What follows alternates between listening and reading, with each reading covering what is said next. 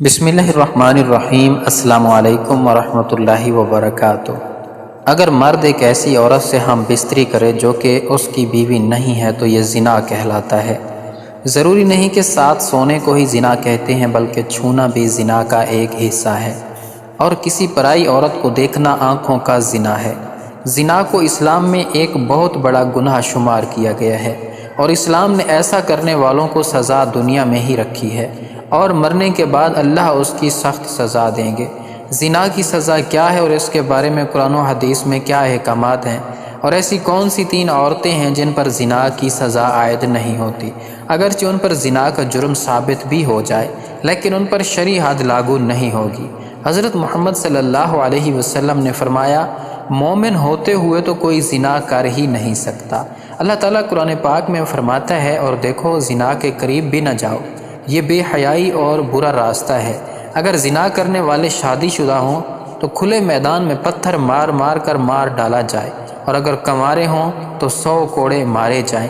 آج کل دیکھنے میں آیا ہے کہ اس گناہ میں بہت سے لوگ شامل ہیں، خاص کر اس بازار میں جہاں عورتیں اور مرد جاتے ہیں۔ کسی کا ہاتھ کسی کو لگ رہا ہے، کہاں لگتا ہے کچھ معلوم نہیں ہوتا، چاہے لڑکا ہو یا لڑکی، اور پھر اس گناہ کو کرنے کے بعد اپنے دوستوں کو، سہیلیوں کو بڑی شان سے سناتے ہیں، بلکہ ان کو بھی ایسا کرنے کی رائے دیتے ہیں۔ اگر کوئی اکیلے لڑکے یا لڑکی کوئی غلط کام کرتا ہے تو اس کا گناہ اس کی ماں باپ کو بھی ملتا ہے، کیونکہ انہوں نے ان کی شادی جلدی نہیں کی، جس کی وجہ سے وہ غلط کام کرنے لگے، اور شادی کی عمر ہونے کے بعد بھی ماں باپ ان کی شادی نہ کریں تو اللہ ناراض ہو جاتا ہے، اور ان کے گھر کی برکت ختم ہو جاتی ہے، اور ان ماں باپ سے قیامت کے دن اللہ حساب مانگے گا۔ ایک جگہ اللہ نے قرآن پاک میں فرمایا کہ پاک دامن لڑکیاں پاک دامن لڑکوں کے لیے ہیں۔ اس کا مطلب یہ ہے کہ اگر آپ اچھے ہیں تو اللہ آپ کو بھی اچھی بیوی یا شوہر دے گا۔ زنا ایک ایسا عمل ہے جس سے نسیان، ایڈز، کینسر جیسی موذی بیماریاں پھیلتی ہیں۔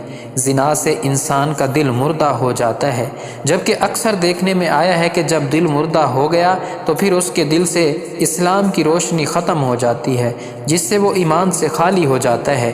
انسان جو بھی غلط کام کرتا ہے اس کی قیمت اس کے بچوں، ماں یا بہن کو اس دنیا میں ہی ادا کرنی پڑتی ہے۔ امام شافعی رحمۃ اللہ علیہ کہتے ہیں کہ زنا ایک قرض ہے، اگر تو ایسا قرض لے گا تو تیرے گھر سے یعنی تیری بہن بیٹی سے وصول کیا جائے گا۔ اس کبیرہ گناہ کی اور بھی سزائیں ہیں، لہٰذا خود بھی اس سے بچیں اور اپنے دوستوں کو بھی بچائیں۔ اگر آپ نے اپنا جنسی قصہ اپنے دوست سہیلی کو سنایا اور اس کے دل میں بھی ایسا کرنے کی بات آ گئی اور اس نے وہ کام کر لیا، اس کا گناہ آپ کو بھی ملے گا، کیونکہ آپ نے ہی اس کو غلط راستہ دکھایا ہے۔ قرآن و حدیث میں ہمیں زنا کی سزا اور اس کے برے ہونے کے بارے میں بتایا گیا ہے۔ اللہ تبارک و تعالیٰ فرماتے ہیں، زنا کے قریب بھی نہ جاؤ، یہ بے حیائی اور برا راستہ ہے۔ زانیہ اور زانی کو کوڑے مارو، ہر ایک کو ان دونوں میں سے 100 کوڑے ہیں۔ اسی طرح نبی کریم صلی اللہ علیہ وسلم نے فرمایا، شادی شدہ مرد اور عورت زنا کریں تو دونوں کو سنگسار کر دو، یہ اللہ کی طرف سے سزا ہے۔ زانی ایمان کی حالت میں زنا نہیں کرتا، یعنی جب وہ زنا کرتا ہے تو ایمان سے خالی ہو جاتا ہے۔ رسول اکرم صلی اللہ علیہ وسلم سے بڑے گناہوں کے بارے میں پوچھا گیا تو آپ صلی اللہ علیہ وسلم نے فرمایا، ہمسائے کی بیوی سے گناہ کرنا بڑے گناہوں میں سے ایک گناہ ہے۔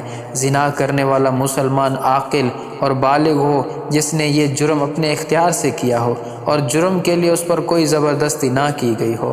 رسول اکرم صلی اللہ علیہ وسلم نے فرمایا، 3 قسم کے لوگوں کا کوئی عمل نہیں لکھا جاتا، یعنی 3 قسم کے ایسے لوگ ہیں جنہوں نے اگر زنا کیا بھی ہو تو ان پر دین اسلام کی روح سے کوئی حد لاگو نہیں ہوتی۔ ایک تو وہ جو کہ نابالغ جب تک بالغ نہ ہو جائے، وہ شخص جو سویا ہوا ہو جب تک کہ وہ بیدار نہ ہو جائے، اور تیسرا وہ کہ جس کا دماغی توازن ٹھیک نہ ہو، دیوانہ ہو، مجنون ہو، اور اس پر بھی اس کی کوئی حد نہیں ہے۔ آپ صلی اللہ علیہ وسلم نے فرمایا، میری امت کی بھول چوک اور جس چیز پر وہ مجبور کیے جائیں معاف کر دیا گیا ہے، یعنی اگر آپ سے کوئی بھول چوک ہو گئی ہے اللہ تعالیٰ آپ کو معاف فرما دیں گے، یا کسی چیز پر آپ کو مجبور کیا گیا ہے تو وہ بھی اللہ تعالیٰ آپ کو معاف فرما دیں گے۔ زنا کرنے والے کے لیے رجم یعنی زنا کار پر حد قائم کرنے کا ایک طریقہ کار بتایا گیا ہے۔ زمین میں گڑھا کھودا جائے، زانی کو اس میں کھڑا کر کے سینے تک اس کو مٹی میں دبا دیا جائے اور پھر پتھر مارے جائیں یہاں تک کہ وہ مر جائے۔ یہ کارروائی امام اور مسلمانوں کی ایک جماعت کے سامنے کی جائے۔ اللہ تعالیٰ کا فرمان ہے اور ان کی سزا کے وقت ایمان والوں کی ایک جماعت حاضر ہونی چاہیے۔ رجم کے بارے میں عورت اور مرد کا حکم برابر ہے، البتہ عورت کے کپڑے باندھ دیے جائیں تاکہ وہ بے پردہ نہ ہو۔ اسلام عصمت اور عفت کو سب سے بڑی قیمتی متاع قرار دیتا ہے اور اس کی حفاظت کو ہر شے پر مقدم رکھتا ہے۔ چنانچہ زنا اسلامی معاشرے میں انتہائی گھناؤنا اور بدترین جرم ہے اور اسلامی تعزیرات میں اس جرم کی سخت ترین سزائیں مقرر ہیں۔ اللہ تعالیٰ سورہ بنی اسرائیل میں فرماتا ہے اور زنا کے قریب مت جاؤ، بلا شبہ وہ بے حیائی اور برا راستہ ہے۔ اس آیت کریمہ میں زنا سے اس طرح روکا گیا، زنا نہ تو کرو بلکہ زنا کے قریب ہی نہ جاؤ۔ اس سے معلوم ہوتا ہے کہ زنا ایک بہت ہی بری چیز ہے۔ حضرت عبداللہ بن مسعود رضی اللہ تعالی عنہ فرماتے ہیں کہ میں نے رسول اکرم صلی اللہ علیہ وسلم سے پوچھا کہ سب سے بڑا گناہ کون سا ہے؟ آپ صلی اللہ علیہ وآلہ وسلم نے فرمایا، سب سے بڑا گناہ یہ ہے کہ تم اللہ کے لیے شریک ٹھہراؤ حالانکہ اس نے تم کو پیدا کیا ہے۔ میں نے پوچھا اس کے بعد کون سا بڑا گناہ ہے؟ فرمایا یہ کہ تم اس خوف سے اپنے بچے کو قتل کر دو کہ وہ تمہارے ساتھ کھانا کھائے گا۔ میں نے پوچھا پھر کون سا بڑا گناہ ہے؟